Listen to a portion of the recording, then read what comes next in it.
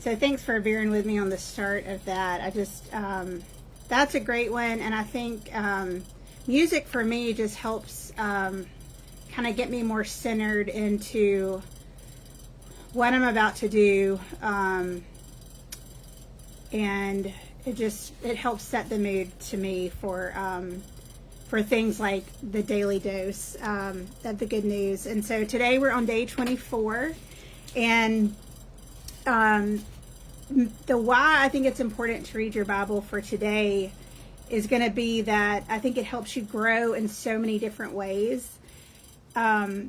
Wisdom and direction were what came to mind today for me, and it brought back this situation that I had many years ago where it was a really hard conversation I was going to have with somebody, and I had no idea how to handle it, and I knew that it was like the next day I really needed to have this conversation. And it was during the first time that I was reading through the Bible, and I was in 1 Kings, and I want to share a little bit about what that whole passage is about. So in 1 Kings 3 is where we have Solomon, who is King David's son, who is now in charge. And I may read a good bit of this because I think it's just so good. Now it said, Solomon loved the Lord, walking in the statutes of his father David, except he sacrificed and burned incense on the high places.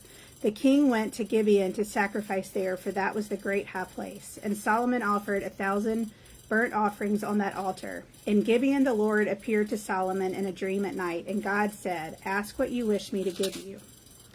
Then Solomon said, You have shown great loving kindness to your servant David, my father, according as he walked before you in truth and righteousness and uprightness of heart towards you. And you have reserved for him his great loving kindness, that you have given him a son to sit on his throne, as it is this day. Now, O my Lord, you have made your servant king in place of my father David, yet I am but a little child.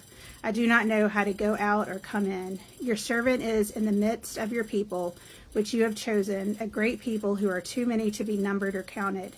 So give your servant an understanding heart to judge your people, to discern between good and evil. For who is able to judge this great people of yours? And this was God's answer to him. It was pleasing in the sight of the Lord that Solomon had asked this thing. God said to him, Because you have asked this thing, and have not asked for yourself long life, nor have asked for riches for yourself, nor have you asked for the life of your enemies, but have asked for yourself discernment to understand justice. Behold, I have done according to your words. Behold, I have given you a wise and discerning heart, so that there has been no one like you. Spam call. Nor shall one like you arise after you. I have also given you what you have not asked, both riches and honor, so that there will not be any among the kings like you all your days. If you walk in my ways, keeping my statutes and commandments as your father David walked, then I will prolong your days. And then Solomon awoke, and behold, it was a dream. And he came to Jerusalem and stood before the ark of the covenant of the Lord, and offered burnt offerings and made peace offerings and made a feast for all his servants. But it was but a dream, but it was wisdom that God gave to Solomon. And like I said, literally read that the night before I needed to have a really hard conversation. And so I prayed for wisdom about it. And I still didn't know how I was going to handle this situation. But God made the conversation, it could not have gone any better. And the words just came to me. But it was also the other person played a huge role in how that went. And I have no doubt that was God just, I'm thinking of puppets here, but it's not really puppets that you are. But he was all in that situation. And I thought that was just amazing. And that is God's timing, putting something like that reading right exactly when I needed it. So the why I think it's important to read your Bible for the day is it can help you grow in so many ways. And it gives you wisdom, direction. I mean, you have to ask for wisdom. It's something really we should pray for daily. I certainly should pray for it way more than I do. But he will help you discern so many different situations. And just by reading certain passages at any time in your life, it may give you an idea of something, of a way you need to go with a situation, or he puts the words that you need in front of you when they're needed. So that's why I think it's important. And my tip for the day, I've mentioned before about the James Clear, who is the author who wrote Atomic Habits, which helped with a lot of things that helped me improve my Bible reading. But he also sends out emails if you get on his list once or twice a week. And today's that he sent was talking about, when you lose a game, you don't go and play the next game remembering what the score was. Typically you don't, or you shouldn't. So you don't carry the score with you, but you carry the habits of what you've done from that game and from your practices. That's what keeps moving you through and helping you to get better and better. It's not about winning or losing, but it's about doing the right thing. So just like in our Bible reading, my tip for today is going to be one I've mentioned before, but it's to not miss more than one day of your Bible reading, because that is a really good way to get yourself knocked out of the habit. I have to think about like dieting. I used to always want to start on a Monday, and if I messed up Monday or Tuesday, well, I'll just wait until next Monday. And we just need to make sure we're not doing that with our Bible reading. It's okay to miss a day. It's going to happen. I've said give yourself grace so many times. But just really try not to miss more than one day. And just remember, it's all about just doing better than you did the day before. And just keep trying to improve there. Another great quote that he had in today's email, and something I think I never thought about this before, but if your family were to only inherit your habits, what would be your richest gifts you could give them? And I thought that was really powerful. It's better than anything. Your habits can build such a wonderful life for the people around you. So I thought that was really great and something to remember. Today in our reading, we are in John 16. So we're getting really close to the end of John and really close to the end of our 30 days. Right now, I hope daily you're thinking about how you can read the Bible going forward after we're done with this. And who knows how we'll continue doing this. I've really gotten to where I enjoy hearing your feedback, hearing that people are reading the Bible.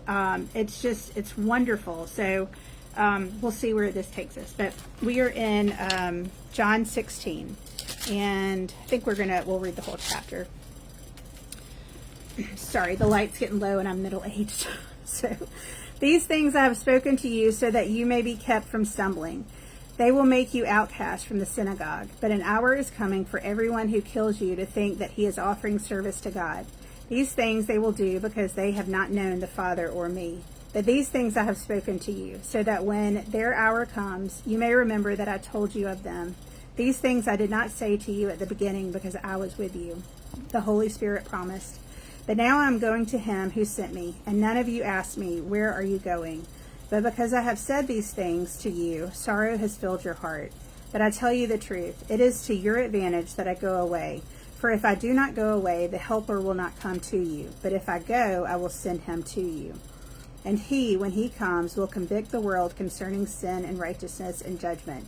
Concerning sin, because they do not believe in me, and concerning righteousness, because I go to the Father and you no longer see me, and concerning judgment, because the ruler of the world has been judged. The ruler of this world has been judged. I have many more things to say to you, but you cannot bear them now.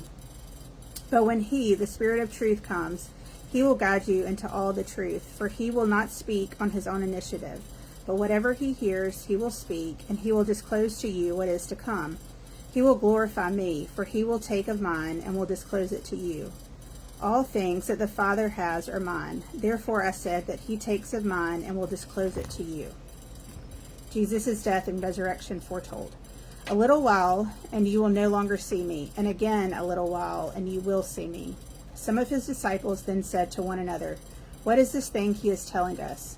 A little while and you will not see me, and again a little while and you will see me, and because I go to the Father. So they were saying, what is this that he says, a little while? We do not know what he is talking about. Jesus knew that they wished to question him, and he said to them, are you deliberately together about this, that I said a little while and you will not see me, and again a little while and you will see me? Truly, truly, I say to you, that you will weep and lament, but the world will rejoice, and you will grieve, but your grief will be turned into joy. Whenever a woman is in labor, she has pain, because her hour has come. But when she gives birth to this child, she no longer remembers the anguish because of the joy that a child has been born into the world. Therefore you too have grief now, but I will see you again, and your heart will rejoice, and no one will take your joy away from you. Prayer promises. In that day you will not question me about anything. Truly, truly, I say to you, if you ask the Father for anything in my name, he will give it to you. Until now you have asked for nothing in my name. Ask and you will receive, so that your joy may be made full. These things I have spoken to you in figurative language. An hour is coming when I will no longer speak to you in figurative language, but will tell you plainly of the Father. In that day you will ask in my name, and I do not say to you that I will request of the Father on your behalf. For the Father himself loves you, because you have loved me and have believed that I came forth from the Father. I came forth from the Father and have come into the world. I am leaving the world again and going to the Father. His disciples said, Lo, now you are speaking plainly and are not using a figure of speech. Now we know that you know all things and have no need for anyone to question you. By this we believe that you came from God. Jesus answered them, Do you now believe? Behold, an hour is coming, and has already come, for you to be scattered, each to his own home, and to leave me alone. And yet I am not alone, because the Father is with me. These things I have spoken to you, so that in me you may have peace. In the world you have tribulation, but take courage, I have overcome the world. Oh, sorry. There's so many good things in chapter 16 also. You know, it talks about the Holy Spirit promise, and we talked about that a good bit the other night, how I had heard that the Holy Spirit is the first gift of our inheritance from heaven, and I thought that just, it's so special. And let's see, there were several parts here. You know, it talks about how it's to our advantage for Jesus to go away so that the Helper comes. Because the Helper is just what guides us as Christians through this life, and those gut feelings you feel or different thoughts pop into your head, it's the Holy Spirit directing you. And the closer we get to God, the more we will be able to discern the Holy Spirit telling us things to do and directing us. Oh, I should have marked some of these as I was going. Certainly the very last line is one that we should all take peace in, because it's just, you know, in the world you have tribulation, but take courage, I have overcome the world.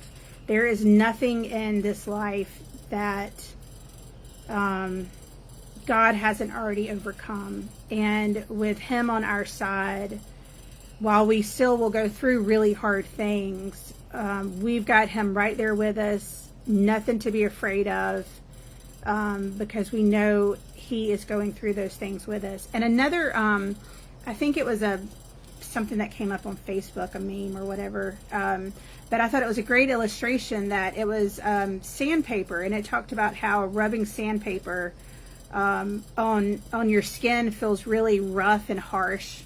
But it's just like an exfoliant to the face. It feels rough and harsh, but your skin becomes smoother once it's been rubbed with that exfoliant.